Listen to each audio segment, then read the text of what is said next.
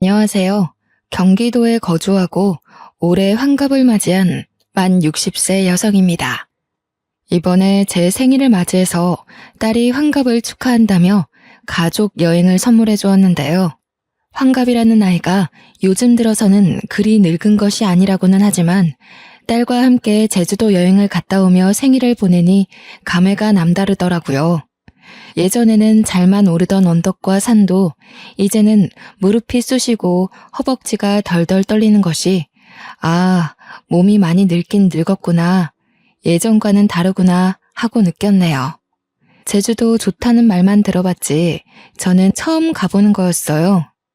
그 말로만 듣던 제주도를 가보니 눈이 탁 트이면서 냄새부터가 확실히 다르더라고요. 한라산에 간신히 올라가서 그 풍경을 내려다보는데 그런 생각이 들더군요. 제가 열심히 살아온 것들이 쫙 펼쳐지면서 자연 앞에서 한없이 겸허해지는 기분이 들었네요. 앞으로는 어떻게 살아가야 할지 마음을 다시 한번 다잡게 되었습니다. 언제 다 커서 결혼까지 하고 엄마한테 효도한답시고 이렇게 환갑 여행까지 선물해 준 건지 우리 딸이 너무 대견스럽더라고요. 사실 딸은 유독 작고 약하게 태어났어요. 몸에 큰 이상은 없었지만 면역력이 약해 아기 때부터 고열에 자주 시달리기도 하고 그때 당시 유행하는 병이란 병은 다 걸려서 제 속을 많이 썩였답니다. 그런 아이가 건강하게 잘 커서 엄마 호강 좀 시켜보겠다고 이리저리 애를 쓰는데 어떻게 기특하지 않을 수 있겠나요? 아이를 키운 부모 입장이라면 다 이해할 거라 생각해요.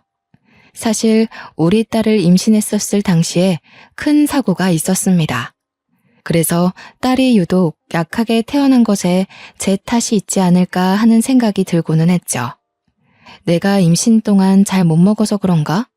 아니면 큰 사고를 당해서 일이 약하게 태어났나? 아이를 낳고도 저는 한동안 자책에 시달렸네요. 의사 선생님 말씀으로는 태어날 때부터 그냥 약하게 태어난 것이라고는 했지만요. 다른 애들 사이에서 유독 작은 저의 딸을 보면 마음이 어찌나 아프던져. 제가 우리 딸을 가졌을 그 당시에 정말 큰 사고가 났었다고 했죠. 그때 저는 제가 임신했다는 사실을 알고 있었어요. 그래서 애아빠와 혼인신고를 하러 가기 전에 제 가족들과 다 같이 병원에 가는 길이었고요. 저는 제가 앞으로 행복만 할 줄 알았는데 하늘도 참 무심하시지. 갑자기 사고가 날 줄은 꿈에도 몰랐네요. 꽤 큰 교통사고였고 나중에 들어보니 음주운전이라고 하더라고요. 저는 아이를 품은 채로 부모님과 애아빠 모두를 잃고야 말았습니다. 일어나 보니 병원이더군요. 제가 깨어났을 당시에 저희 부모님도 애아빠도 모두 다 사망한 상태라서 충격이 컸죠. 너무 많이 힘들었고 받아들이기 힘든 현실이라서 그때의 자세한 기억은 나질 않아요. 이제야 덤덤하게 말할 수 있는 그런 사정으로 딸을 혼자서 낳고 키우게 되었는데 제가 얼마나 힘들었을지 예상 가시나요? 하루아침에 모든 행복이 다 사라진 듯한 기분이었네요. 눈만 감으면 부모님의 미소와 웃음소리가 떠오르고 가만히 귀를 기울이면 애아빠가 저에게 속삭여주는 달콤한 말들이 떠오르는데 막상 눈을 떠 주위를 둘러보면 저만 있을 뿐 아무도 없었습니다. 죽지 못해 먹고 죽지 못해 아이를 낳았죠. 그렇게 태어난 아이는 당연히 또래보다 약하게 태어났네요. 어려서부터 아이가 잘 아프니까 아이도 고생하고 저도 고생을 많이 할 수밖에 없었어요. 안 그래도 저는 배움이 길지도 않았고 가진 기술도 딱히 없었는데요. 자식까지 자주 아픈 미혼모를 취급해주는 직장은 눈 비비고 찾아봐도 없더라고요. 그래서 저는 식당 허드렛 일을 겨우 전전하며 간신히 입에 풀칠만 했습니다. 그마저도 아이가 아프면 빠질 수밖에 없으니 정말 당연하게도 식당 허드렛 일로는 나가는 돈이 채워지지 않더군요. 부업을 찾아다니며 인형에 단추를 붙이는 등 여러 일을 하다가 시간이 날 때마다 반찬을 만들어 시장에 내다 파는 식으로 돈을 벌기 시작했어요. 그리 모은 돈은 모으는 족족 철마다 아픈 우리 딸에게 쏟아부었고 밑 빠진 독에 물 붓는 듯한 생활을 이어갔습니다. 시간이 날 때마다 반찬을 만들다 보니 정해진 날짜에 반찬을 만들어 팔 수는 없었지만요. 그래도 그런 생활이 몇 년이 흐르니 저에게도 단골이라는 손님이 생기더라고요. 그중 제일은 한 할머니셨는데 저에게서 반찬을 사가실 때마다 저를 그리 구박하고는 했어요. 도대체 장사를 언제 하는지 말을 해달라며 왜 장사의 기본조차 잘 안 지키냐고 툴툴대던 할머니셨죠. 내가 원래 잘 돌아다니지 않는데 이 반찬 때문에 시장을 매일 둘러봐. 매일 둘러본다고. 도대체 언제 나와서 반찬 갖다 파는 거야? 나에게만 귀띔 좀 해줘. 도대체 반찬 가게는 또 언제 낼 계획이고? 에휴, 좀만 맛없었어도 진작에 안 왔어. 장사의 기본도 안 되어 있는데 맘만 좋아가지고는. 문 열면 꼭 말해줘야 해. 알았지, 세댁? 저는 단골 할머니의 그런 투정을 기분 좋게 받아들이면서 매번 같은 날짜가 아님에도 찾아와 주시는 감사함에 가게를 내게 되면 할머니께 꼭 먼저 말씀드리겠다고 약속했네요. 계절이 바뀔 때마다 혹은 유행하는 병이 바뀔 때마다 아이는 꼭 어디 하나씩은 걸리고 아파서 제가 많이 걱정하고는 했죠. 그런데 그런 아이의 건강도 아이가 나이를 먹을수록 조금씩 나아지더니 아이가 유치원에 갈 나이쯤이 되자 웬만한 아이 못지않게 건강해지고 활발해졌어요. 전처럼 매일같이 아프지 않자 저도 덩달아 시간적 여유가 생기더라고요. 저는 아이가 유치원에 들어가기 전에는 반찬 가게를 내든 직장을 구하든 어떻게든 자리를 잡아야겠다고 생각했습니다. 지금처럼 식당에서 허드렛 일하고 길거리에서 하루 이틀 불규칙적으로 장사하며 지낼 수 없다는 생각이 강하게 들었거든요. 이리저리 사방으로 정보를 알아보며 면접도 몇 번이나 보았지만 현실은 그리 녹록지 않았네요. 어디에다가 내세울 학력도 경력도 없는 제가 눈에 들어차지 않았겠죠. 게다가 엎친 데 덮친 격으로 잘 살던 집에서도 쫓겨나게 되었습니다. 몇 년을 꼬박 세를 내며 잘 살았던 집이었는데 재개발이 확정되더니 당연한 수순처럼 집주인은 저와 우리 딸에게 나가라며 양해를 구하더라고요. 물론 바로 내쫓지는 않아서 시간이 아직 남아있기야 했지만 모아둔 돈이 많지 않아서 그 집을 나오고 나면 아이와 함께 당장 지낼 곳이 없었어요. 단기간 모텔에서 지낸다고 해도 모텔에는 제대로 된 주방이 없으니 그나마 잘 팔던 반찬도 제대로 못 만들게 되는 거니까 여러모로 머리가 아팠네요. 직장을 알아보랴, 집을 알아보랴. 그리 바쁘고 복잡한 와중에도 시간은 잘 가서 어느덧 아이가 유치원에 갈 시간이 가까워지더라고요. 아이는 이제 유치원을 오가며 유치원 생활에 적응하고 있는데 저는 그때까지도 괜찮은 직장도 거주지도 못 얻은 상태였어요. 잠시 머무를 집도 없고 부탁할 가족도 없고 돈도 없으니 정말 앞이 막막하고 캄캄하고 이보다 더 힘든 일이 있을 수 있을까 싶을 정도였네요. 사고로 가족을 잃고 혼자 아이를 낳아 키우며 힘든 일이 참 많았는데요. 이때는 진짜 극복할 수 없는 벽을 마주한 기분이었어요. 어떻게든 먹고 살아야 하고 책임질 아이도 있으니 인생이 안 풀리는 만큼 더 열심히 살려고 발버둥을 쳤습니다. 아이는 일단 유치원에 보내놓고 반찬을 만들어 시장에 갔죠. 반찬을 열심히 팔면서도 현실의 괴로움에서 빠져나오지 못하고 있는데 단골 할머니는 그날도 어김없이 오셨더라고요. 좋아하는 연금 무침을 집으시면서 계산하시더니 늘 그랬듯이 또 언제 오냐고 물어보셨어요. 반찬 가게에 낼 거라면 꼭 얘기하라는 이야기로 마무리를 하시는데 평소처럼 웃으며 넘기려다가 이게 마지막일 수 있다고 말하게 되었네요. 어르신, 매번 찾아주셔서 정말 감사해요. 그런데 저도 자주 오고 싶고 반찬 가게도 내고 싶은데 상황이 여의치가 않네요. 어쩌면 오늘이 마지막일 수도 있겠어요.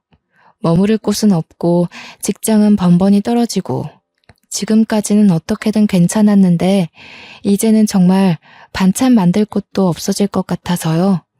그래도 그간 감사했어요. 에? 무슨 일인데 그리 심각하게 못 온다 말을 해. 자주 말해봐. 내가 도울 수 있으면 도와주고 싶어서 그래. 오랜만에 입에 맞는 반찬 가게를 찾았다 했더니 이게 웬일이다냐? 제가요, 지금 세를 내고 살고 있는데요. 그 집이 재개발된다고 해서요.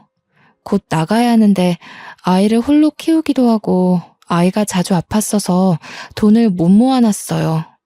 그래서 갈 곳도 없고 돈도 없고 직장을 구해도 저 같은 사람을 뽑아주지는 않더라고요. 어쩌겠어요. 일단 모텔이라도 들어가 묵어야 하는데 그러면 반찬을 못 만들 것 같아요. 단골 할머니는 제 말을 유심히 듣고는 저보고 해결해 줄 수 있다고 당당히 소리치고는 오늘 장사 접고 그대로 본인만 따라오라고 말씀하시더라고요. 제가 그 말에 당황해서 예?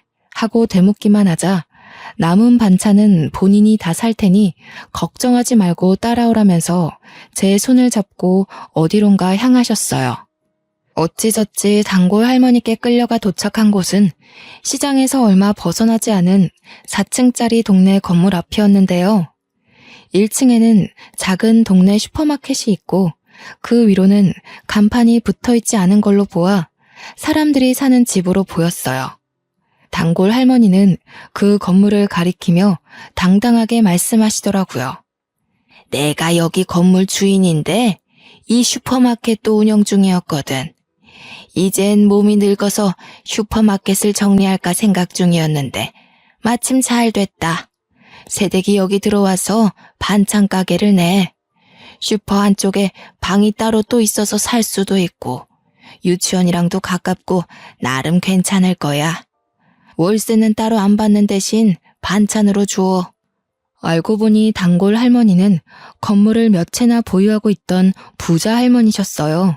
그중 한 건물의 1층 자리에 동네 슈퍼마켓을 운영하고 있었는데 그 슈퍼마켓을 정리할 예정이었다며 그 자리에 반찬 가게를 내라며 저에게 돈도 안 받고 내어주시겠다고 하시는 거예요.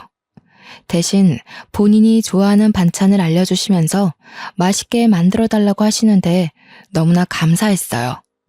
염치를 아는 사람이라면 이런 제안을 거절하거나 월세를 제대로 주겠다는 이야기를 했어야 하지만 저는 이것저것 따질 수 있는 상황이 아니었기에 염치불구하고 단번에 단골 할머니의 제안을 수락해 얼른 그곳으로 이사를 했습니다.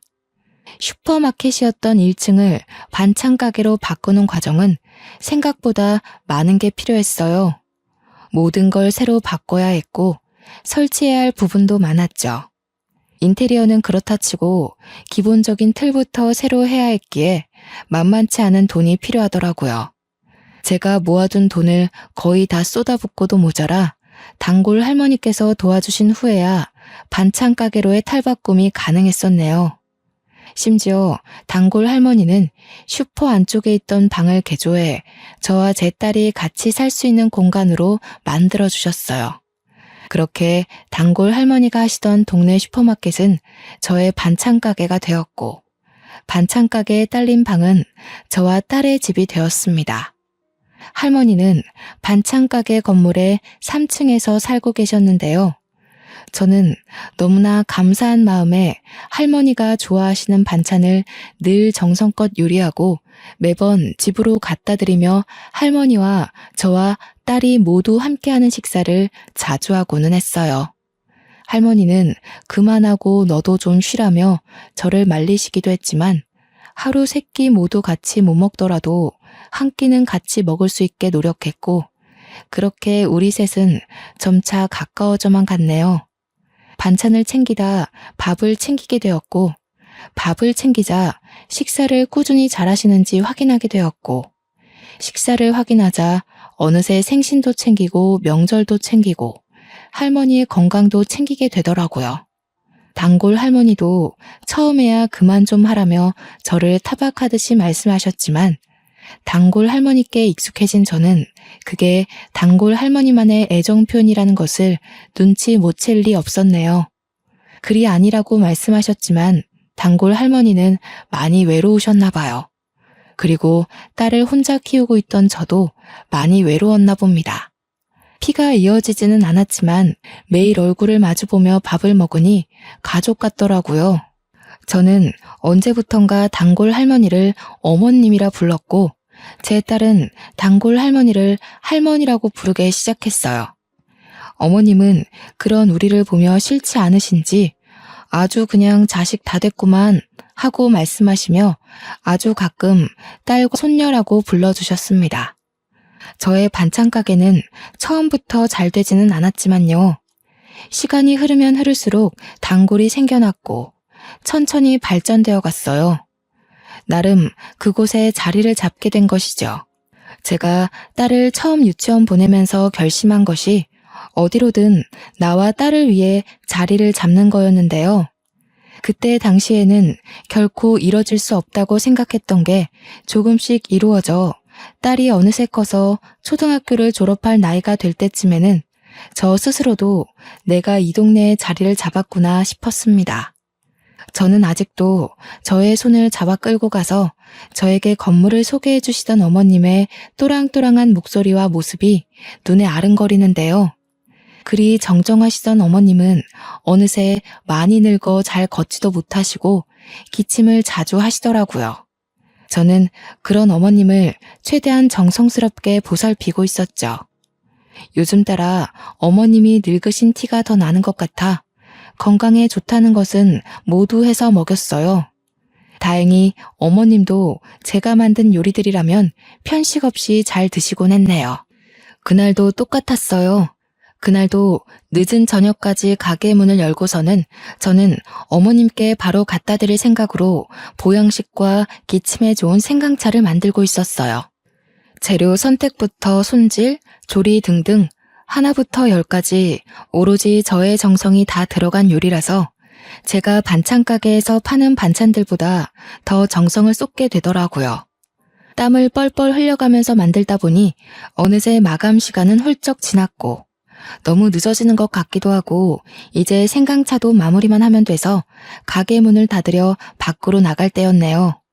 간판 불을 끄고 주변을 정리하고 있으니 깡마르고 어린 학생으로 보이는 어떤 여자가 저에게 말을 걸더군요. 저기요, 혹시 이 반찬 가게 오늘 영업 끝났나요?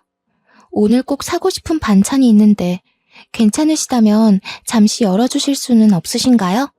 그 여자분이 저에게 굉장히 미안해 보이는 모습으로 손끝을 매만지며 말을 하는데 어쩔 수가 없더라고요. 그리고 그 여자분은 며칠 전부터 마감 바로 전에 오셔서 반찬을 구매하시던 손님이라 제가 기억하고 있던 손님이었어요.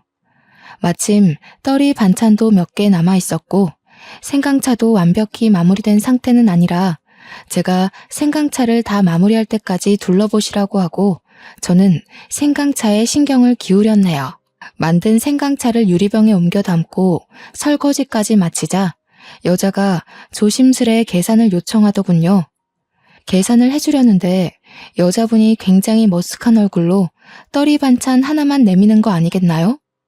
대수롭지 않게 계산을 해주고 포장을 해주려는데 며칠간 봐왔던 여자의 모습이 순간 머릿속을 스치더라고요. 그러고 보니 늘 그랬어요. 떨이 반찬은 만든 당일에 안 팔려서 폐기 전에 파는 반찬이라 웬만하면 평소보다 더 저렴하게 팔거든요. 거의 재료값만 받으면서 파는 정도인데 이 여자분은 그마저도 고민하다 하나만 사가고는 했었죠. 그게 딱 생각이 나면서 괜히 마음이 쓰이던데요. 결국 나머지 떨이 반찬도 다 가져가라 하고 같이 포장해 주었네요.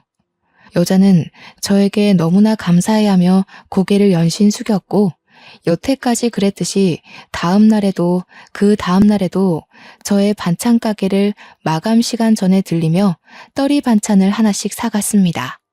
그때마다 저는 떨이 반찬을 몇 개 더 얹어주거나 가끔은 미리 하나 빼놓은 고기 반찬을 얹어주기도 했네요. 왜 그랬는지는 저도 잘 모르겠어요. 그냥 예전에 입에 풀칠만 하던 제가 생각이 나더라고요. 그렇게 몇 달이 흐르고 이런 상황들이 서로에게 익숙해진 날이었어요. 그날도 저는 두부조림 반찬을 미리 하나 빼놓고 있었죠. 여자가 와서 떨이 반찬 하나를 구매하자 매번 그랬듯 습관처럼 떨이 반찬과 두부조림 반찬을 같이 포장해서 건네주는데요. 평소처럼 감사하다고 말하며 고개를 숙이던 여자가 그 상태로 멈춰 있는 거예요. 오늘 많이 힘드셨나 봐요, 손님. 어디 불편하신 곳 있으세요? 괜찮으세요? 제가 뭐 도와드릴 게 있을까요? 제가 당황해서 괜찮으세요? 하며 말을 거니까 여자는 욱욱거리면서 울음 참는 듯한 소리를 내더니 갑자기 막 우는 거 아니겠어요? 눈물이 어찌나 샘솟던지 휴지를 갖다 줘도 끝나지 않더라고요. 이런 상황은 또 처음이라서 어찌할 줄을 모르고 있으니 여자가 저에게 죄송하다면서 하는 말이 이번이 마지막 방문일 수도 있다는 거예요. 갑자기 눈물이 나서요. 죄송해요. 그런데 제가요, 오늘이 마지막일 수도 있어요. 제가 일하던 곳이 순댓국집이었는데 재개발로 없어진다고 하더라고요. 일할 곳이 없어졌는데 제가 오늘이 마지막 근무였어가지고 그래서 그간 너무 감사했는데 눈물이 갑자기 저도 모르게 나가지고요. 그동안 너무 감사했어요. 경황 없이 줄줄 흘러나오는 여자의 말을 잠자코 듣고 있었는데 어린 사람인데도 사정이 참 딱하더라고요. 여자는 고등학교를 졸업하자마자 애를 낳으면서 부모와 연을 끊었다고 해요. 애아빠는 본인이 책임지겠다더니 혼인신고하기로 한 전날 도망갔다고 하고요. 그래서 주변의 도움 없이 현재 3살짜리 아기를 혼자 키우는 중인데 일할 곳 찾기가 너무 힘들었다고 하더라고요. 다행히 좋은 순댓국집 사장님을 만나서 여태 순댓국집에서 일해왔는데 재개발로 순댓국집 건물이 없어지게 되었다고 그러네요. 순댓국집 사장님은 나이도 꽤 있으셔서 이 김에 고향으로 내려가기로 했다고 하고 여자는 일할 곳을 잃게 되어 여기저기 알아봤으나 일을 구하지는 못했다고 그러고요. 오늘이 마지막 근무였다고 하면서 앞으로 이쪽으로 올 일이 거의 없을 것 같다며 오는데요. 어찌나 저의 모습 같던지요. 저도 같은 미혼모였기 때문에 알거든요. 일 구하기 힘들고 하는 일마저 힘든 일이었다는 걸요. 한번 막히면 그 앞을 다시 찾아서 나아가기가 얼마나 힘든지도요. 식당 허드렛 일마저도 내가 아쉬워서 다니다가 피치 못한 사정 때문에 쫓겨나는 듯한 기분을 저도 매우 잘 알죠. 비슷한 경험을 겪어봤기에 동질감을 느낄 수밖에 없더라고요. 물론 저는 사고로 가족을 잃었고 여자는 아이를 가지면서 가족들과 애아빠와 안 좋은 이별을 맞이하게 된 거라 저와는 다른 부분이 있기야 하지만요. 그럼에도 저의 예전 모습과 많이 비슷하다는 생각과 더불어 제 과거 모습이 떠오르는 건 어쩔 수 없었네요. 그리고 어머님이 저에게 베풀어 주신 은혜가 생각이 나더라고요. 저도 딸 하나 저 혼자서 키우고 있어요. 그래서 기분 나쁘게 듣지 마시고요. 제안 하나만 해볼까 하는데요. 혹시 제 가게에서 일할 생각 있나요? 아기 데려와서 돌보며 일해도 괜찮고 근무 시간은 저와 똑같아요. 저는 반쯤은 충동적으로 여자에게 제안을 하나 하게 되었어요. 우리 가게에서 일해보지 않겠냐는 제안이었는데 마침 직원 한 명 필요하기는 했거든요. 장사가 점점 잘 되기도 하고 저의 평생 은인이신 어머님의 몸이 점점 안 좋아지는 게 느껴지기 때문이었어요. 당연히 너무 감사하죠. 제가 지금 사양하거나 할 처지가 아니라서요. 스스로 염치 없지만 감사하게 받아들일게요. 정말 감사합니다. 여자는 아니나 다를까 그때의 저처럼 감사하다면서 열심히 일하겠다고 하더라고요. 어머님이 나에게 그랬던 것처럼 나와 비슷한 처지의 사람을 도우니 어머님께 뭐라도 보답을 한 기분이었어요. 저도 동정이든 뭐든 물불 가리지 않고 주어지는 기회를 잡았어야 했죠. 여자는 바로 다음 날부터 부지런하게 나오기 시작했어요. 여자 출근할 때 늘 아기를 데리고 왔는데 아기는 반찬 가게에 딸린 저의 집에 두고서 저와 여자 둘이서 번갈아가며 신경을 써주기도 하고, 둘 다 일해야 하는 바쁜 시간이면 가게에 두고는 바로 옆에서 지켜보며 일을 하기도 했죠. 어떨 때는 어머님이 내려와서 심심하다며 돌보아주기도 하고, 저의 딸이 가끔 가다 아기가 귀엽다며 친구와 놀지도 않고 놀아주기도 했습니다. 어머님은 처음 여자를 봤을 때, 그리고 아기를 봤을 때 혀를 한번 차시더니 저에게 네가 그럴 줄 알았다 하시더라고요. 어머님은 저에게 칭찬인지 아닌지 헷갈리는 말을 해주시기도 했어요. 네 입도 풀칠하기 힘들겠는데 너랑 똑같은 애 데려와서 먹여 살리려고 하는구나. 에휴, 그래. 사람이 서로 도우며 살아야지 뭐 어떡하겠니. 잘했다. 나도 너를 외면할 수 없었듯이 너도 저 사람을 외면할 수 없었겠지. 사람은 모두 다 그러고 사는 거다. 저 사람도 나중에 누군가를 도울 수 있겠지. 어머님이 저를 도와 새 인생을 살게 해주셨듯이 저도 여자를 도와서 여자가 새 인생을 살 수 있게 해줄 수가 있을까요? 돕기야 했지만 어머님이 저에게 베푸셨던 그 은혜만큼인지 확신이 들지는 않았네요. 여자는 일을 야무지게 잘하더라고요. 무엇이든 먼저 나서서 배우려고 노력하고, 제가 특히나 신경 쓰는 재료의 신선도나 청결에 관한 부분에도 귀신같이 알아채고 신경 쓰기도 하고요. 한 번 알려준 것은 다시 안 알려줘도 될 정도로 습득 또한 빨랐습니다. 여자 덕분에 제 일이 많이 수월해졌죠. 예전처럼 가게를 밤늦게까지 열어가며 어머님 드릴 요리를 하지 않아도 됐어요. 여자가 가게 일할 동안 저는 어머님을 위한 요리를 하기도 하고, 어머님과 같이 병원에 가서 약을 타오는 등 시간을 알차게 쓸 수 있었기 때문이에요. 좋은 점은 수없이 많았지만 나쁜 점이 없지는 않았어요. 충동적으로 뽑은 만큼 처음에는 저도 여자에 대해서 잘 모르는 부분도 많고 서로 안 맞는 부분이 있었거든요. 그렇지만 우리는 서로를 배려해가며 맞춰갔습니다. 아기가 아플 때면 저는 여자에게 얼른 퇴근하고 병원에 가보라며 등 떠밀기도 했고, 어머님이 아프시면 여자가 저에게 어머님을 돌봐드리라며 등 떠밀기도 했어요. 서로가 비슷한 사정이니 금세 친해지게 되더라고요. 어머님과 저, 그리고 우리 딸까지 셋이서 먹던 저녁은 여자와 아기를 포함해 5이서 먹게 되었고요. 처음엔 어색해하던 어머님도 싹싹한 여자의 태도에 적응을 빠르게 하셨어요. 저 혼자 요리하고 설거지하던 것도 여자와 둘이서 나눠서 하니 착착 진행되고 얼마나 수월하게 끝나던져. 여자에게 도움을 주려고 같이 일하자고 한 행동이 되려 저에게 도움이 되는 듯 했네요. 피가 이어진 가족은 아니지만 끈끈한 인연이 닿았다는 생각이 들었어요. 마치 어머님과 저, 그리고 여자는 엄마와 자매 같다는 또한 잠시나마 했습니다. 어머님도 북적북적한 분위기가 싫지 않아 보였어요. 오히려 어린 아기까지 있으니 힘이 더 넘치시는 듯 보이기도 하셨네요. 그런 상황에서 여자가 저를 잘 따라줘서 얼마나 고맙던지요. 그렇게 1년이 지났을까요? 잘 모르는 남에게 도움이 되려 했던 저는 오히려 행운이 굴러들어온 것 같았네요. 시간이 지날수록 친해져서 제 딸은 여자를 이모라고 부르며 좋아하게 되었고, 아기는 제 딸을 누나라고 부르는 사이가 되었어요. 단골 할머니인 할머님은 아기와 내 딸의 할머니가 되어주셨고, 저와 여자, 어머님은 어느새 가족이 된 듯 싶었습니다. 그렇게 아무런 반전 없이 행복하기만 했다면 얼마나 좋았을까요? 예전에도 제 인생에 행복이라는 게 찾아온 듯 하다가 결국 한순간의 사고로 가족을 모두 잃었단 말이에요. 이번에도 저는 막연한 행복을 꿈꾸고 있다가 찬물을 거하게 맞아버렸습니다.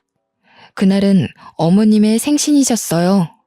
원래는 저녁을 대부분 다 같이 먹었는데요. 그날은 가게 문을 일찍 닫고서는 다 같이 점심부터 맛있는 밥을 먹으려고 했어요. 몇 안 되는 기쁜 날이고 어머님 건강도 날이면 날마다 안 좋아지시니 저는 그 하루를 정말 좋게 보내고 싶었습니다. 미래의 오늘을 떠올리면 정말 행복하게 식사했었지, 어머님께 좋은 추억 선물해드렸었지 자신할 수 있게끔 말이에요. 안 그래도 어머님은 감기로 골골대시던 터라 몸에 좋다는 반찬은 다 만들었던 것 같아요. 어머님이 워낙 좋아하시던 연근무침은 물론 속 편하게 드실 수 있는 전복죽도 만들고, 생신이시니까 미역국도 만들고, 조기도 실한 놈으로 구에다가 구웠죠. 미리 준비해 놓은 생크림 케이크에 초를 꽂고 부르쳐서 생일 축하 노래도 불러드렸습니다.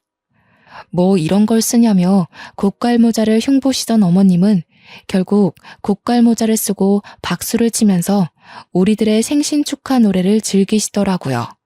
그리 거대하지 않고 소박한 잔치였지만 우리는 모두 행복하게 웃었던 기억이 나요. 어머님은 케이크도 조금 먹기도 하고 제가 만든 전복죽과 미역국을 몇 술 뜨시다가 잠이 온다며 누워 낮잠을 주무셨어요. 그리고는 그대로 다시 깨어나시지 않은 채 눈을 감으셨습니다. 처음에는 정말 믿을 수가 없더라고요. 어머님은 그냥 편안하게 침대에 누워서 눈을 감고 계셔서요. 딱 보았을 때도 낮잠을 자시는 것처럼 보였거든요. 어머님이 잘 주무시는 걸 계속 확인하면서 방을 왔다 갔다 오가고는 했는데 도대체 언제 돌아가신 건지 짐작을 할 수도 없었네요.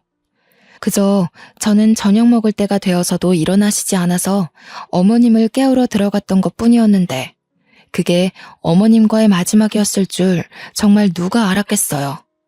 정말 행복하게만 보내고 싶던 좋은 날에 좋게 가셨으니 이 정도면 잘 가신 거야 싶다가도 눈물을 줄줄 흘리며 돌아가신 게 아니라며 부정하게 되더라고요. 가족을 잃고 다시 만나게 된 가족이었는데 허무하게 잃어버린 것 같았죠. 멍하니 어머님의 장례식을 치르는데요. 어머님이 아프셔도 코빼기도 보이지 않던 어머님의 아들이란 사람이 찾아오더라고요. 그러면서 아주 당당히 상주 자리를 차지하던데 저는 그 앞에서 말 한마디 할 수가 없었어요. 혈연으로도 서류상으로도 어머님의 가족은 바로 그 사람이었으니까요. 어머님의 다른 가족들도 많이 왔는데 저는 너무 허탈하고 화가 나더군요. 어머님이 살아계실 때나 잘할 것이지 죽고 나서야 저렇게 많이 오면 뭐합니까? 누가 봐도 얻어먹을 것이 있어서 온 게 아주 뻔했죠. 심지어 장례식이 제대로 끝나기도 전에 벌써부터 유산 문제로 자기들끼리 소리치며 싸우기까지 하더라고요. 네가 여기 어디라고 찾아오길 찾아와. 당신 줄 거 하나도 없어. 당장 저리 가지 못해? 우리 엄마 재산 탐나서 여기까지 찾아온 것 같은데 제발 상관 말고 감히 넘보지 말고 여기에서 나가. 알겠어?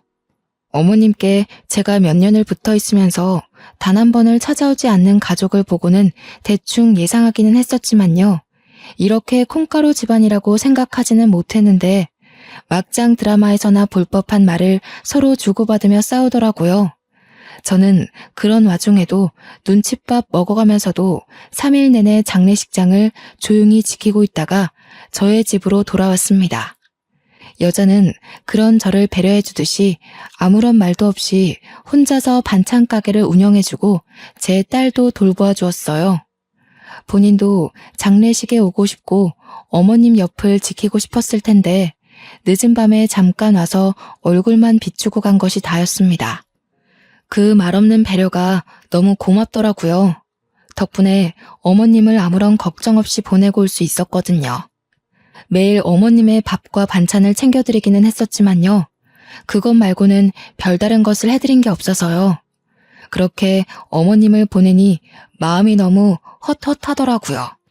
제가 좀 더 열심히 살아서 제가 받은 은혜만큼은 어머님께 꼭 보답하고 싶었는데 어머님도 떠났고 그냥 모든 것이 너무 늦어버린 것 같아 슬프더군요. 며칠 내내 어머님의 집에서 생활하며 멍하니 있으니 딸도 그렇고 여자도 그렇고 저를 많이 걱정해 주었습니다. 조용히 다가와서 저를 꽉 껴안아 주기도 하고 밥을 먹으라며 숟가락으로 밥을 한가득 떠가지고는 입에 대주기도 하더라고요. 그러면 저는 기계처럼 밥을 먹고 어머님 집을 청소하면서 어머님의 남은 빈자리를 확인한 듯한 생활을 이어갔죠. 일주일이 지났을까요? 한 달이 지났을까요?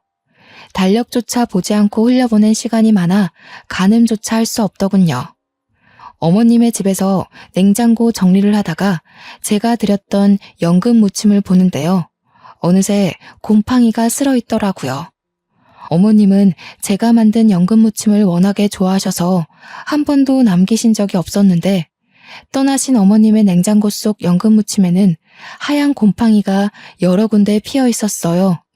그게 정말 뭐라고 눈물이 마구 나던지 그대로 주저앉아서 펑펑 울었습니다.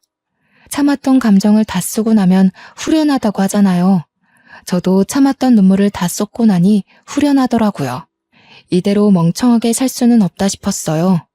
어머님도 그런 것을 원하시지는 않을 것 같았죠. 기운을 내서 슬픔을 견디며 반찬 가게 문을 열었는데요. 타임이라는 것은 참 신기하더군요. 변호사라는 사람이 찾아와서는 저에게 말했습니다. 안녕하세요. 혹시 땡땡 반찬 가게를 운영 중이신 김미영 씨 맞으십니까? 권미자 씨 관련해 잠시 드릴 말씀이 있는데 시간 괜찮으신가요? 어머님 이름까지 거론이 되는데 자리를 어찌 피할 수가 있겠나요? 당연히 시간 괜찮다면서 가게에 딸린 저의 집에 들어가 잠시 이야기를 나눴죠. 그 변호사님이 어려운 법률 용어를 써가면서 말씀하시다가 제가 잘 못 알아들으니까 굉장히 쉽게 풀어서 설명해 주시더라고요. 그러니까 어머님은 사망하시기 전에 유서를 작성하셨다고 해요. 어머님은 본인이 아프실 때마다 아프다고 자식들에게 연락을 하시고는 했는데요. 자식들은 그런 어머님의 연락을 받지도 않고 한 번을 찾아오지도 않았어요. 어머님은 그런 자식들에게 많이 서운해하시고 또 많이 괘씸해하셨나 봐요. 변호사님의 말씀으로는 내가 죽을 땐 죽더라도 이대로 다 주면서 죽을 수는 없다고 하셨었대요. 아무튼 어머님의 유서에 작성된 바를 따르면 어머님이 저에게 반찬 가게 건물을 물려준다는 것이 명시되어 있다고 말씀하시는 거예요. 그러면서 반찬 가게가 있는 이 건물이 나의 것이라며 무슨 서류를 주시고는 서명을 받아가셨습니다. 자세히는 모르겠지만 서류상의 모든 절차가 순조롭게 끝이 날 예정이니 걱정하지 말라고 말해주시더라고요. 어안이 벙벙해서 변호사님께 질문을 여러 가지 했었는데 자세한 확답은 없었지만 저에게 주신 건물을 제외하고는 모든 재산을 처분하고 사회에 기부하는 듯 했습니다. 정말 믿을 수가 없지 않나요? 그때의 제 기분은 정말 아무것도 믿을 수가 없었어요. 어머님이 돌아가신 것도 믿을 수가 없는데 무슨 변호사의 건물에 사기 아닌가 싶었네요. 그리고 몇 년을 가족처럼 지냈다고는 하지만 정말 피가 이어진 가족도 아니었잖아요. 제가 어머님께 은혜를 받으면 받았지 이렇게 큰 재산을 물려받을 정도로 무언가를 해드린 적이 없다고 생각도 들었고요. 그런데 이렇게 돌아가시면서도 저에게 하나를 더 지어주고 가시니 그럼 나는 무얼 해야 보답할 수 있지? 생각이 많아질 수밖에 없더라고요. 당연하게도 어머님의 가족이라는 분들은 매번 반찬 가게를 찾아와 행패를 부리고는 했습니다. 다 늙은 노인네 어떻게 꼬셔서 재산을 가로챘냐느니 어쩐지 장례식에 3일 내내 붙어있더니 이런 속셈이 있었냐느니 험한 말을 여럿 뱉어내더라고요. 저는 변호사님이 주고 가신 명함 전화번호로 연락을 취하며 장례식에서 못 뱉던 말을 그제야 한마디 당당히 내뱉을 수 있었네요. 너네들이 자식이긴 자식이야? 어머님이 아프시다고 전화를 걸어도 받지도 않고 무시만 하더니 돌아가시고 나서야 찾아와서는 재산 내놓으라고 큰 소리만 치고 정말 너네가 어머님 자식 맞아? 난 어머님과 피는 이어지지 않았지만 그래도 내가 입은 은혜만큼은 갚으려고 애를 쓰며 살았어. 이건 어머님의 결정이야. 누구도 뭐라 못해. 어머님의 자식들에게 말을 내뱉으면서도 마음이 좋지는 않더라고요. 그래도 유서에 남긴 어머님의 뜻을 지키려고 했습니다. 어머님은요, 늘 말씀은 인색하게 하셨지만 마음이 참 따뜻하고 여린 분이셨어요. 저에게 반찬 가게 자리를 물려주셨던 어머님은 제 아이를 친손주 마냥 예뻐해 주시면서 간식 하나든 장난감 하나든 뭐 하나라도 더 쥐어주시려고 하셨죠. 돌아가시면서도 저의 반찬 가게 자리를 지켜주며 떠나신 어머님은요, 누군가는 그저 재산을 물려준 것이라며 말할 수도 있겠지만 저에게는 돈을 떠나서 돈으로 환산할 수도 없는 것을 물려주신 분이에요. 제가 괜히 은인이라며 은혜를 입었다며 했겠나요? 가족을 잃고 집 자리를 잃고 제 인생의 방향마저 잃을 뻔했을 때 오갈 곳 없던 저의 인생을 고든 길로 걸어나갈 수 있게 인도해 주셨어요. 건물을 물려받으면서 그리고 저의 반찬 가게에 어머님 아들과 딸들이 찾아오면서 저의 은인이자 저의 어머님이 눈을 감으셨다는 사실을 받아들일 수밖에 없었네요. 저는 그저 저를 위해 이 반찬 가게 건물을 저에게 물려주신 거라는 생각은 안 하기로 했어요. 늘 말씀보다는 행동이 먼저이셨던 어머님이셨기에 이번에도 그런 것이라 생각하기로 했고, 이 재산 말고는 사회에 기부하셨다고 했으니 그것에 더 뜻이 있다고 여겼거든요. 변호사님이 제 반찬 가게에서 떠나실 때 저는 어린아이처럼 엉엉 울었는데요. 그런 저를 여자가 안아서 달래주기도 했지만 제가 쉽게 그치질 않자 옆에 있던 저의 딸과 여자의 아이는 왜 우냐며 저와 같이 엉엉 울어주었어요. 그렇게 펑펑 눈물을 쏟아내면서 저는 다짐한 게 하나 있습니다. 바로 어머님께 부끄럼 없이 살 거라는 다짐이에요. 맛있게 드셔주시던 단골 할머니이자 저의 어머님은 이제 세상에 없지만 저는 더 열심히 반찬을 만들기 시작했어요. 다행히 열심히 하면 할수록 감사하게도 손님들의 반응이 좋더라고요. 일에 매달리면서 어머님에 대한 그리움을 덜어내려고 애를 썼네요. 그렇게 저는 여자와 함께 가게를 운영하면서요, 반찬 가짓수를 늘리는 데에 만족하지 않고 때로는 반찬을 따로 더 만들어 도움이 필요한 분들께 나누어 드리기도 하고, 시간을 내어 오갈 곳 없는 분들에게 아침 식사를 무료로 제공하기도 하며 뜻깊은 일들을 하려고 했습니다. 아무것도 모르는 남들에게 베푸는 게 말이야 쉽지 정말 쉽지 않더라고요. 동네에서는 아무것도 받지 않고 나눠주려고 하는 저를 이상하게 쳐다보기도 하고, 때로는 왜 본인은 공짜로 안 주냐며 뭐라 하시는 손님분들도 계셨어요. 그때마다 어떻게 대처해야 할지 몰라 헤매던 저는 그런 상황에 익숙해져 갔고, 이제는 그런 상황을 능숙하게 다룰 수 있게 되었네요. 현재 여자는요, 우리 반찬 가게 2호점을 내서 어엿한 가게 주인이 되었고요. 아직도 저에게 감사하다는 말을 하고 있어요. 이제는 워낙 친하기도 하고 그 정도는 아니라고 생각해서 부담스럽기도 했는데, 생각해보니 저에게 어머님 같은 존재가 있듯이 여자도 저를 그리 생각하는 것 아닐까 싶더라고요. 어머님 같은 사람이 되는 게 저의 인생 목표가 되었기에 여자의 감사 표현 또한 감사하게 생각하기로 했죠. 그 어렸던 여자의 아기는 어느새 대학생이 되어 종강만을 기다리고 있어요. 시간이 진짜 빠르게 지나갔죠. 아기는 저를 이모라고 부르는데요. 가족과 같은, 아니 가족이라고 부르는 게 당연한 사이가 되어 잘 지내고 있습니다. 우리 딸은 몇 년 전 의사를 만나서 작년에 결혼식을 올렸어요. 둘이서 어찌나 알콩달콩 깨볶고 사는지 자연스레 마음이 놓이더라고요. 그리고 저는 아직도 그 자리 그대로 반찬 가게를 운영하면서 어머님을 위한 반찬을 만들고 있답니다. 그러고 보니 이제 곧 어머님의 제삿날이 다가오고 있네요. 올해도 정말 맛있는 식사를 대접해 드릴 생각에 기분이 설레이고는 합니다. 저는 앞으로도 여자와 잘 지내면서 여자뿐 아니라 도움이 필요한 다른 사람들에게도 어머님 같은 존재가 되어 살고 싶어요. 그게 바로 저에게 반찬 가게 건물까지 내어주신 어머님의 마음이라 생각하거든요. 저에게 베풀어 주신 은혜를 잊지 않고 잘 간직한 채 저 또한 베푸는 것이 이번에 제주도에 여행 가서 또 한 번 다짐한 마음이랍니다. 제가 이렇게 말하면 제 딸은 또 저런다며 싫어하고는 해요. 아무래도 제가 늙어가니 저의 몸을 걱정해주는 거겠죠. 언제까지 할머니 타령할 거냐며 이제 엄마 인생을 챙기라고 잔소리를 하고는 하는데요. 그 또한 쉽지 않네요. 이제는 습관이 되었나 봐요. 물론 저도 나이가 들어가면서 일만 하던 나날들은 당연히 조금씩 떠나보내야겠죠. 그렇지만 저의 몸이 허락하는 한 반찬을 만들고 밥을 지으며 살고 싶어요.